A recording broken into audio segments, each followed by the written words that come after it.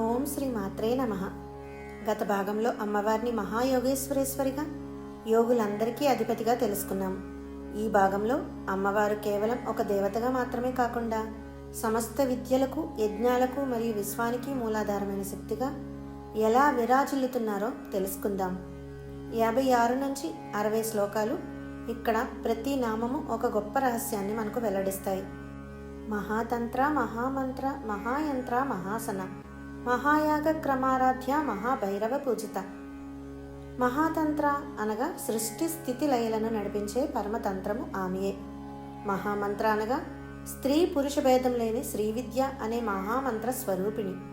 ఇక మహాయంత్ర అనగా అత్యంత శక్తివంతమైన శ్రీచక్రమే ఆమె స్వరూపం.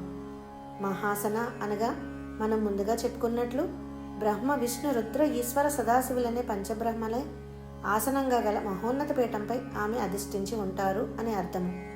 మహాయాగ క్రమారాధ్య అనగా బాహ్యంగా చేసే యజ్ఞాల కంటే గొప్పదైన అంతర్యాగము, అంటే మనసుతో చేసే ఆరాధన ద్వారా ఆమెను పొందవచ్చు.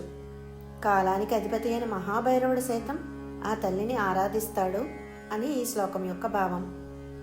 మహేశ్వర, మహాకల్ప, మహాతాండవ సాక్షిని, మహాకామేశ మహిషి, మహాత్రిపుర సుందరి అనగా ప్రళయకాలంలో సమస్త విశ్వం లయమైనప్పుడు పరమశివుడు చేసే ప్రళయతాండవానికి ఏకైక సాక్షి అమ్మవారు. అంటే సృష్టి అంతా నశించినా ఆమె మాత్రం శాశ్వతంగా ఉండి తిరిగి సృష్టిని ప్రారంభిస్తారు అని మనం అర్థం చేసుకోవాలి. పరమశివుడిని మహాకామేశ్వరుడు అంటే ఆయన పట్టపురాణిగా అమ్మవారు విరాజిల్లుతున్నారు.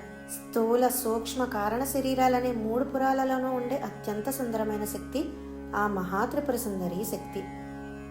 చతుషష్ఠి పచారాఢ్య, చతుషష్ఠి కళామయి, మహాచతుషష్ఠి కోటి యోగిని గణసేవిత. సాధారణంగా మనం ఏ అర్చనలోనైనా షోడశోపచారాలు అనగా 16 ఉపచారాలు చేస్తాం. కానీ అమ్మవారికి 64 రకాల విశిష్ట ఉపచారాలతో చేసే పూజ అంటే ఎంతో ఇష్టం. సంగీతం, సాహిత్యం, నాట్యం వంటి 64 కళలు ఆ తల్లి నుండే ఉద్భవించాయి. ఆమె ఆ కళల స్వరూపం. శ్రీచక్రంలోని వివిధ ఆవరణలో ఉండే 64 కోట్ల మంది యోగిని దేవతలు ఆ తల్లి ఆజ్ఞ కోసం ఎల్లప్పుడూ వేచి చూస్తూ ఆమెను సేవిస్తూ ఉంటారు. మనువిద్య, చంద్రవిద్య, చంద్రమండల మధ్యగా, చారురూప, చారుహాస, చారుచంద్ర కళాధర. సూర్యవంశమునకు చెందిన మనువు ఆరాధించిన మనువిద్య, చంద్రుడు ఆరాధించిన చంద్రవిద్య రెండూ ఆమెయే.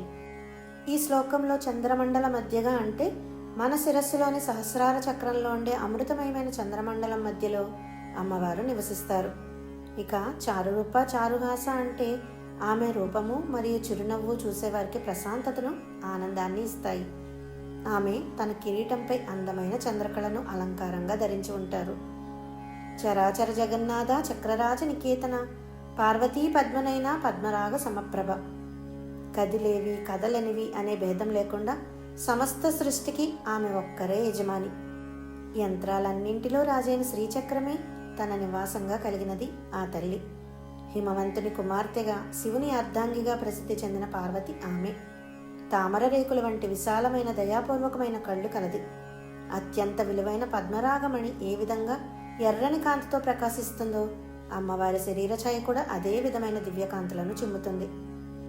ఈ 5 శ్లోకాలు అమ్మవారిని సమస్త విద్యలకు, కళలకు, యజ్ఞాలకు మూలశక్తిగా మనకు పరిచయం చేస్తున్నాయి. ఈ నామాలను స్మరించడం వల్ల మన మనసు నిర్మలమై సకల విద్యలు సిద్ధిస్తాయి. అమ్మవారు మనలోనే చంద్రమండలంలో కొలువై ఉండి మనకు అమృతానందాన్ని ప్రసాదిస్తారు. ఆ తల్లి చల్లని చూపు మనందరిపై ఉండాలని కోరుకుంటూ స్వస్తి. జై శ్రీ మాత్రే నమః.